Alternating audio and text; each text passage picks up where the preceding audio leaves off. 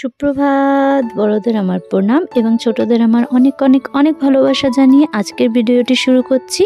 আমি সঙ্গীতা, আপনারা দেখছেন জলছবি ব্লগ। আশা করি প্রত্যেকে খুবই ভালো আছেন, আমিও খুব ভালো আছি। তাহলে চলুন আজকের ভিডিওটি শুরু করা যাক। দিনটা ছিল কালী পুজোর পরের দিন।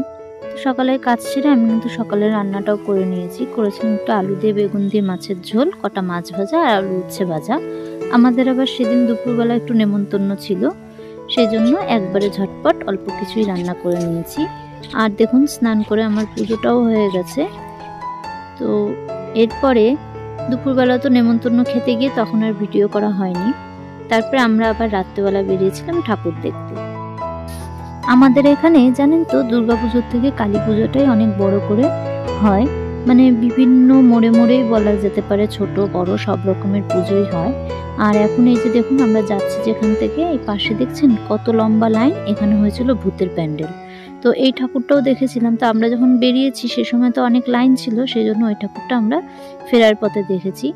যদিও আমি ঢুকিনি, ছেলে আর ওর বাবা ওরা দুজনে গিয়ে দেখে এসেছিল। আমার একটু ভয় লাগে ভূতে, সেজন্য আমি আর যাইনি। তবে আমাদের হেলেঞ্চায় কিন্তু খুব সুন্দর সুন্দর ঠাকুর হয় আর লাইটিংও করে দারুণ। এই সময় খুবই ভালো লাগে, খুবই ভালো লাগে। তো চলে এসেছি আমরা প্রথম প্যান্ডেলে। এটা হচ্ছে আপনজন ক্লাব। তাহলে চলুন প্যান্ডেলের ভেতরে যাওয়া যাক। প্যান্ডেলটা করেছিল রাজস্থানের একটা রাজমহলের আদলে। খুবই সুন্দর হয়েছিল কিন্তু প্যান্ডেলটা, আর সঙ্গে লাইটিং তো আরো সুন্দর ছিল।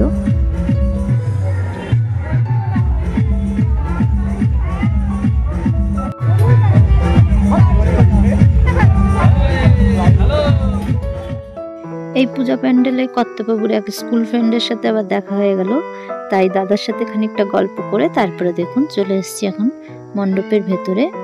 আর মাতৃ প্রতিমাটাও কিন্তু খুবই সুন্দর হয়েছিল, আর প্যান্ডেলটা তো সুন্দর হয়েই ছিল। তো এরপরে চলে গেলাম আমরা অন্য আর একটা প্যান্ডেলের দিকে। তা আজকে জানেন তো, মানে কোনো প্ল্যানিং ছিল না ঠাকুর দেখতে বেরোনো। মানে পরের দিন কালকে বেরোনোর কথা ছিল, তো যদিও কালকেও বেরিয়েছিলাম। তোর বাবা বললো চলো সামনাসামনিগুলো দেখে আসি। তেমন খুব একটা ভিড়ও ছিল না যদিও সেদিন। এটা চলে এসেছিলাম এসআই অফিসের মাঠের যে প্যান্ডেলটা হয় হেলেঞ্চায় আমাদের, সেই প্যান্ডেলটা।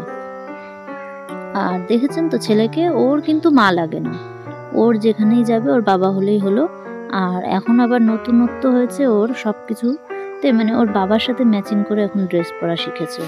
মানে বাবা যদি ব্লু পরে ওকেও ব্লু পরতে হবে, বাবা যদি শার্ট পরে তাহলে ও শার্ট পরবে, এমন একটা ব্যাপার আর কি। আর এই মাঠে বসেছিল অনেক বড় একটা মেলা। আর মেলায় আসলে ছোটবেলার কথা ভীষণ মনে পড়ে এই গাড়িগুলো দেখলে। আমাদের সময় তো এই ধরনের গাড়ি খুব কমই ছিল, কিন্তু ঘোড়া ছিল।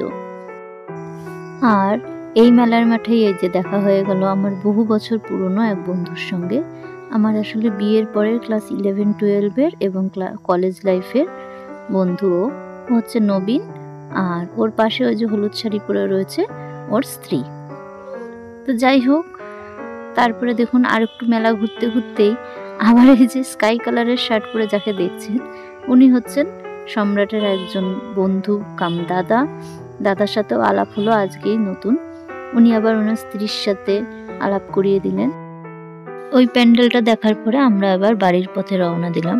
রাত্রি তখন প্রায় 10টা সাড়ে 10টা মতো বেজে গিয়েছিল। আর ছেলের জন্য কিন্তু কোনো জ্যাকেট বা টুপি নিয়ে আসিনি, আর একটু ঠান্ডা ঠান্ডাও পড়ছিল দেখলাম রাতের দিকে। তবে ছেলে এই ভূতের প্যান্ডেলটা যাওয়ার জন্য বায়না করছিল খুব। তো সেই জন্য দেখুন ওর বাবা আবার ওকে নিয়ে যাচ্ছে, তবে আমি আর যাইনি, আমি বাইরেই দাঁড়িয়েছিলাম।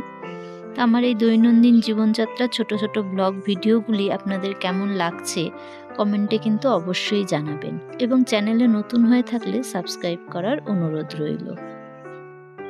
আর প্যান্ডেলের বাইরের এই কচিকাচাগুলোর অবস্থা দেখুন, যারা প্যান্ডেলের ভেতর থেকে বেরোচ্ছে ওরা আবার তাদেরকে আর একটু ভয় দেখানোর জন্য চেষ্টা করছে আর কি। আমার বাইরে দাঁড়িয়ে দাঁড়িয়ে এটা দেখতে ভীষণ মজা লাগছিল। জীবনের সব থেকে সুন্দর সোনালি দিনগুলোতে ওরা এখন রয়েছে। ওদের মুখের হাসি যেন এমনটাই বজায় থাকে সব সময়। আর দেখুন বেশ কিছুক্ষণ পরে ছেলে আর ওর বাবাও বেরিয়ে আসলো, তবে ছেলের নাকি একটুও ভয় লাগেনি। তো ভাবছিলাম আমিও গেলেই হয়তো পারতাম। তো যাই হোক, দেখুন এরপরে শেষ আমাদের প্রায় বাড়ির কাছাকাছি যে প্যান্ডেলটা হয়েছিল সেইখানে আসলাম। বইখোলা মাঠের মানে পাঠাগারের পুজো এটা। তো ছোটোর মধ্যে এই প্যান্ডেলটাও কিন্তু খুবই সুন্দর করেছিল। এখানে এসে ওর বাবার দুটো বন্ধুর সাথে দেখা হয়ে গেল, তাই ওর বাবা আর ভেতরে গেল না, কথা বলছিল দাদাদের সাথে। তা আমি আর ছেলেই ভেতরে ঢুকলাম। আর মাতৃ প্রতিমাটা দেখুন খুবই সুন্দর করেছে। আর এই প্যান্ডেলের ভেতরটা সাজিয়েছিল আমরা স্কুলে যে ফিতে দিয়ে চুল বেঁধে যেতাম সেই ফিতে দিয়ে, আর কিছুটা ওই শোলার কাজ দিয়ে। তো এই প্যান্ডেলটাও খুবই সুন্দর লাগলো ছোটোখাটোর মধ্যে। তো যাই হোক, চলুন আজকের মতো আমাদের ঠাকুর দেখা শেষ, এবার ফিরবো বাড়ি। তা আজকের ভিডিওটি আমিও এখানেই শেষ করছি। আশা করি আপনাদের ভালো লেগেছে। যদি ভিডিওটি ভালো লেগে থাকে তাহলে অবশ্যই একটি লাইক আর কমেন্ট করতে কিন্তু একদমই ভুলবেন না। আর দেখা হবে খুব শীঘ্রই নতুন আরেকটি ভিডিও নিয়ে। ততক্ষণ সবাই খুব ভালো থাকবেন, সুস্থ থাকবেন। টাটা।